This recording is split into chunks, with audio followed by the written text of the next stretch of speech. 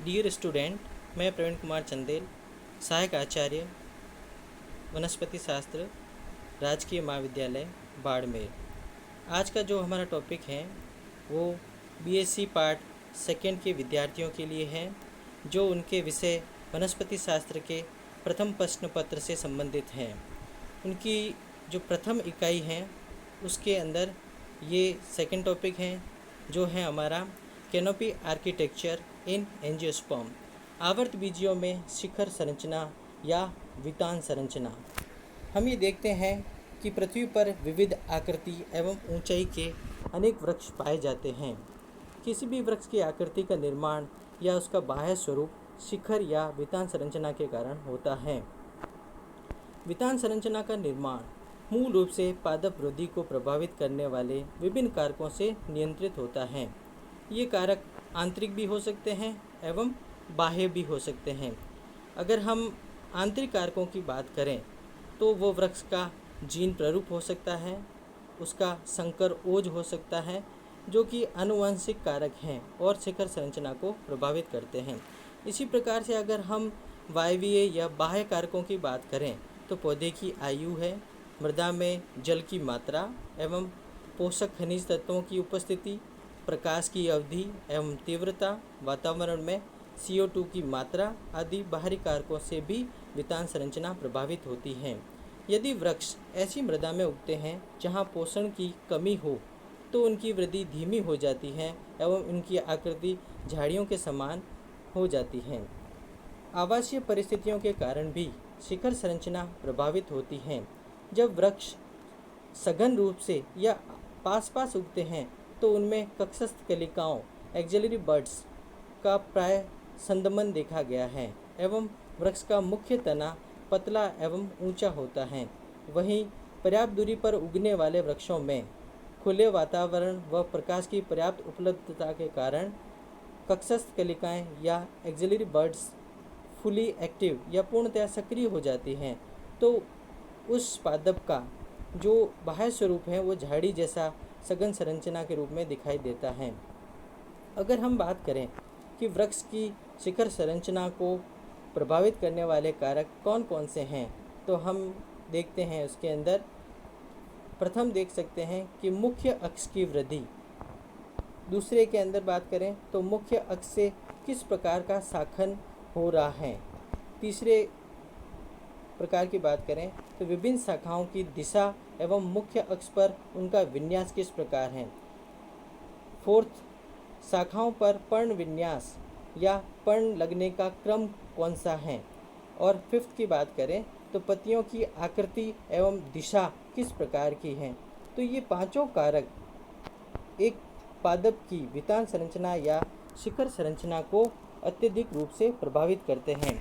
अगर हम इन सभी कारकों में किसी एक कारक को प्रमुख रूप से चुनना चाहें तो वो रहेगा शाखन।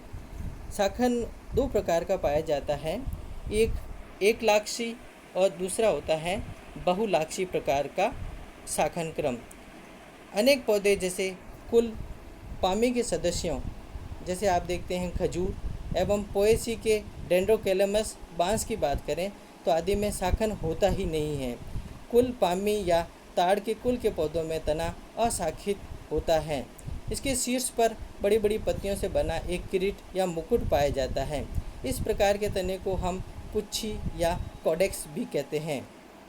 शाखन के आधार पर वृक्षों की बात करें तो वृक्षों को भी एक लाक्षी या संधिताक्षी वृक्षों में विभेदित किया जाता है। एक लाक्षी वृक्षों में पौधे में एकमात्र मुख्य अक्ष निरंतर वृद्धि करता है एवं अनेक शाखाएं उत्पन्न होती हैं। इसलिए ऐसे वृक्ष सामान्यतः शक्वाकार या कॉनिकल शेप में आ जाते हैं। इनकी शाखाएं बहुधा सर्पिलाकार एवं शक्वाकार या सम्मुख रूप से व्यवस्थित होती हैं। उदाहरण के रूप में हम बात करें तो पॉलीएल्थिया अशोक एवं यूकैलिप्टस, जिसको हम सामान्य भाषा में सफ़ेदा कहते हैं।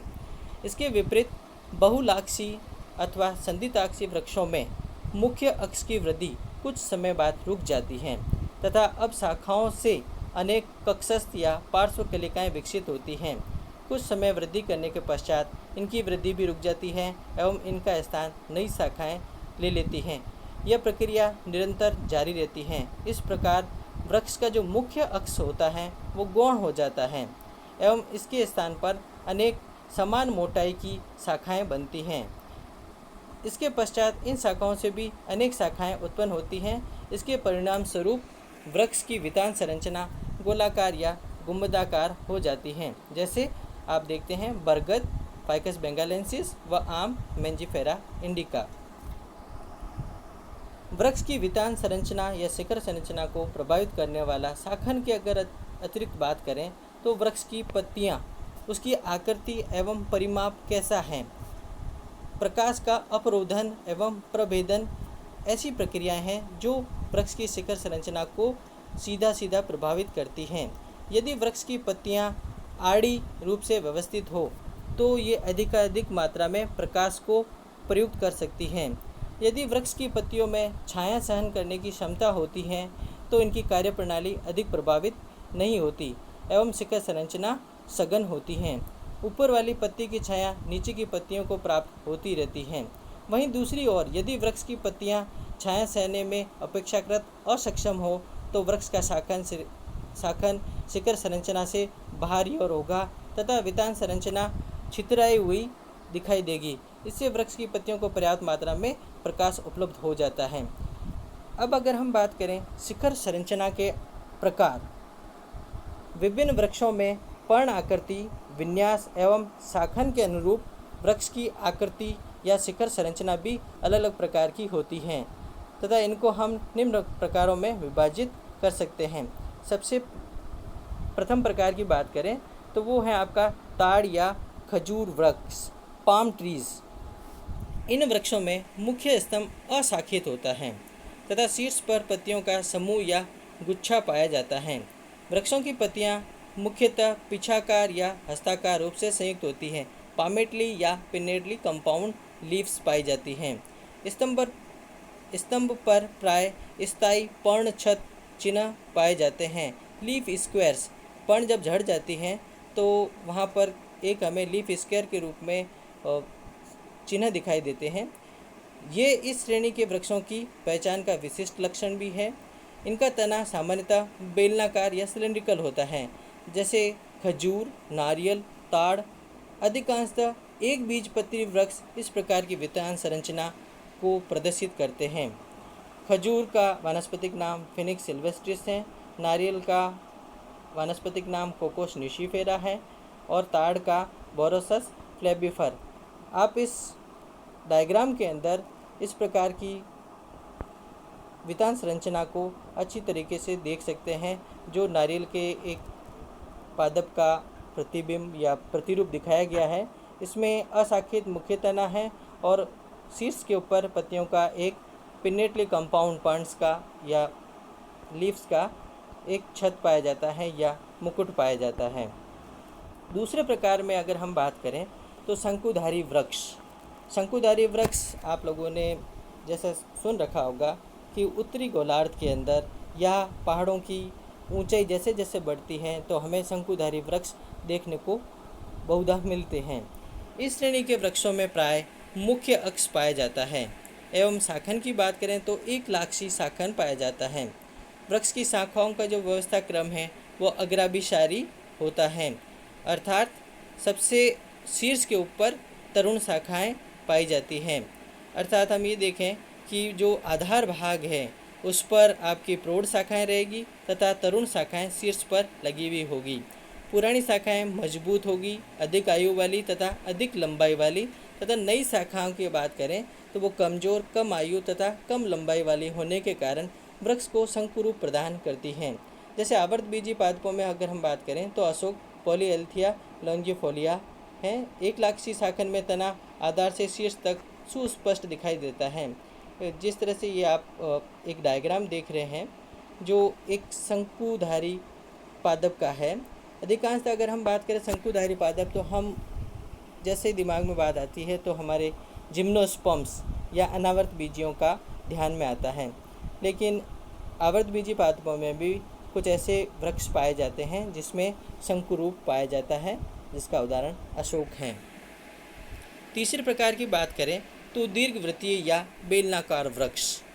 इस श्रेणी के वृक्षों की ऊंचाई इनकी चौड़ाई की तुलना में बहुत अधिक होती है तथा इनका शाखन एकलाक्षी प्रकार का भी हो सकता है अथवा बहुलाक्षी प्रकार का भी हो सकता है। प्राय इनकी पार्श्व शाखाएं लेटरल ब्रांचेज ऊर्ध्व शाखाओं एवं मुख्य अक्ष की तुलना में छोटी होती हैं। इसके अतिरिक्त यदा कदा ये शाखाएं तिरछी होकर ऊपर की ओर वृद्धि करती हैं। इसी कारण ये वृक्ष चौड़ाई की तुलना में लंबाई अधिक प्राप्त कर बेलनाकार आकृति के दिखाई देते हैं।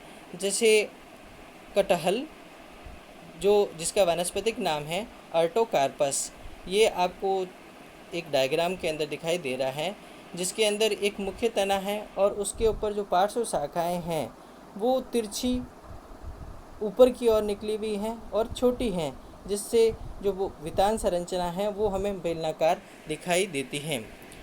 चौथे प्रकार की बात करें तो झाड़ी नुमा या गोलाकार वृक्ष। इस प्रकार की वितान संरचना वृक्षों में तब मिलेगी जब उसके अंदर शाखन बहुलाक्षी प्रकार का पाया जाता है, अर्थात जो मुख्य स्तंभ है उसकी वृद्धि कुछ समय के पश्चात रुक जाती है। एवं इनकी शाखाओं की बात करें तो एकांतर या सर्पिल या चक्रिकाकार क्रम में व्यवस्थित होती हैं, साइक्लिक क्रम में हो सकती है। और निचली शाखाएं ऊपरी शाखाओं की तुलना में अधिक फैली हुई होती हैं, जिसके कारण जो उसका शेप है वो हमें गोलाकार दिखाई देता है। उदाहरण के तौर पे हम बात करें आम, जिसका वानस्पतिक नाम मेंजिफेरा इंडिका है। पांचवें प्रकार की बात करें तो छत्रिकाकार वृक्ष, जिसको हम अम्ब्रेला शेप्ड भी कहते हैं। और इस प्रकार की वितान संरचना में लगभग जो शिखर होता है वो चपटा एवं अधिक चौड़ा होता है, जो इसकी प्रमुख विशेषता होती है। इस प्रकार में बहुलाक्षी शाखन पाया जाता है। जब मुख्य अक्ष के किसी शाखा की वृद्धि रुक जाती है तो इसकी ऊपरी सतह से नई शाखा निकलकर तिरछी एवं ऊपर की ओर वृद्धि करती है। प्राय इनका शाखन बाहरी दिशा में होता है, जिससे नीचे की पत्तियों पर शाखाओं व दूसरी पत्तियों की छाया कम मात्रा में पड़ती है। प्रकाश अधिक मात्रा में पत्तियों को उपलब्ध हो पाता है। उदाहरण है आपका पारस पीपल, थेस्पेसिया, गुलमोहर, जिसका वानस्पतिक नाम है डेलोनिक्स रेजिया। छठे प्रकार में अगर हम बात करें वितान संरचना की तो कलांतित या निलंबी वृक्ष। इस श्रेणी के वृक्षों को रुदन वृक्ष भी कहा जाता है, क्योंकि इन वृक्षों की जो शाखाएं हैं वो लटकी हुई या निलंबी रूप में दिखाई देती हैं। स्तंभ का शाखन दोनों प्रकार का हो सकता है, एकलाक्षी या बहुलाक्षी प्रकार का हो सकता है। इन वृक्षों की शाखाओं के जो अग्रभाग होते हैं वो बहुत पतले एवं कोमल होने के कारण मुख्य अक्ष पर लटकते हुए या नीचे की ओर वृद्धि करते हुए दिखाई देते हैं।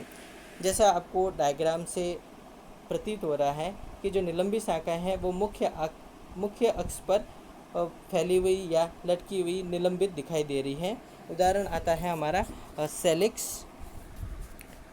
सेलिक्स, जिससे विलो प्राप्त होती है, कास्ट है, जिसको हम सामान्यतः इमारती लकड़ी के रूप में यूज करते हैं। सातवां प्रकार है जो है आपका कल्प वृक्ष, या हम कहें उसको पैगोडा ट्रीज। इस प्रकार के वृक्षों में जो शाखाएं हैं वो मुख्य अक्ष पर चक्रिकाकार क्रम में उत्पन्न होकर छज्जों, या हम कहते हैं उसको कि ईव्स का निर्माण करती हैं। जिस प्रकार से बौद्ध मंदिरों के अंदर जो उनके संरचना है वो अलग अलग प्रकार के छज्जों से निर्मित होती है, और आधार का छज्जा सबसे ज़्यादा परिधि का होता है, और जैसे जैसे हम ऊपर की ओर जाते हैं तो छज्जों की जो परिधि है या उसका जो चक्र है वो छोटा होता जाता है। इसी प्रकार से इन वृक्षों के अंदर भी ये देखा गया है कि ये छज्जे स्पष्ट होते हैं, वह एक दूसरे के ऊपर व्यवस्थित होते हैं, क्योंकि मुख्य अक्ष की जो पर्व संधियाँ हैं उसके अंदर जो पर्व पाए जाते हैं उनकी जो लंबाई है वो कम हो जाती है, तो इस तरह से छज्जे एक दूसरे के निकट आ जाते हैं। छज्जों का आकार ऊपर की ओर बढ़ने पर घटता हुआ हमें दिखाई देता है। छज्जों का निर्माण मुख्य अक्ष पर पर्व संधियों पर होता है। पर्व संधि पर निकली शाखा की वृद्धि धीमी होने पर इनके अग्रभाग ऊपर की ओर मुड़ जाते हैं तथा इन शाखाओं के जहाँ पर मुड़ने वाली जगह है वहाँ पर एक नई शाखा उत्पन्न होती है। तो कुछ समय पश्चात इस नई शाखा के भी वृद्धि रुक जाती है और इसका भी शीर्ष ऊपर की ओर मुड़ जाता है और इसके भी मुड़ने के जगह पर एक नई शाखा का निर्माण होता है। इस प्रकार से सक्सेसिवली या उत्तरोत्तर यह क्रम जारी रहता है और हमें वृक्ष के ऊपरी सिरे की ओर छज्जे की लंबाई कम हो जाती है क्योंकि शाखाओं की लंबाई कम होती जाती है तथा मुख्य अक्ष के पर्व छोटे होते जाते हैं। तो इस प्रकार वृक्ष की आकृति हमें पैगोडा अर्थात बौद्ध मंदिरों के समान दिखाई पड़ती है। उदाहरण है आपका छटिन या एल्स्टोनिया, जिसको हम सप्तपर्णी के नाम से भी जानते हैं।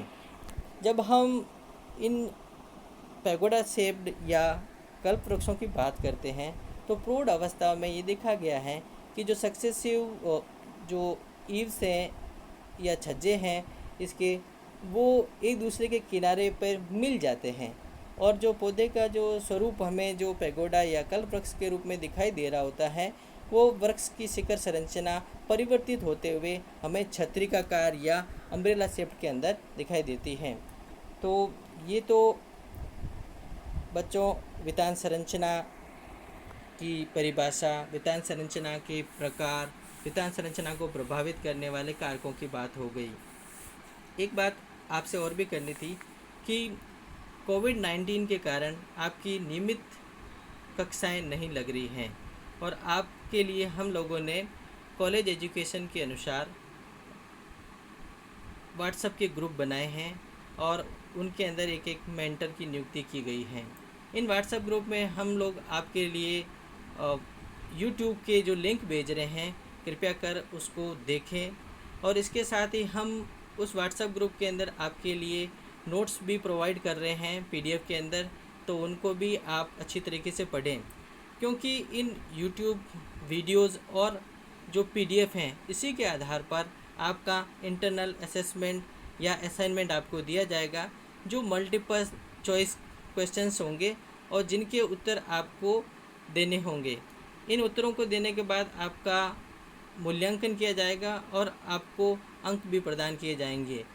हो सकता है कि कोविड-19 के कारण आपका ये पूरा सत्र इसी तरीके से ऑनलाइन एजुकेशन या ई लर्निंग के तहत चला जाए, तो आप लोगों को अगली कक्षा में प्रमोट करने के लिए हमारे पास इस तरह के जो असाइनमेंट या आपके जो इंटरनल असेसमेंट रहेंगे तो आपको हम प्रमोट कर पाएंगे और आपको अच्छे मार्क्स उसके अंदर प्राप्त हो जाएंगे।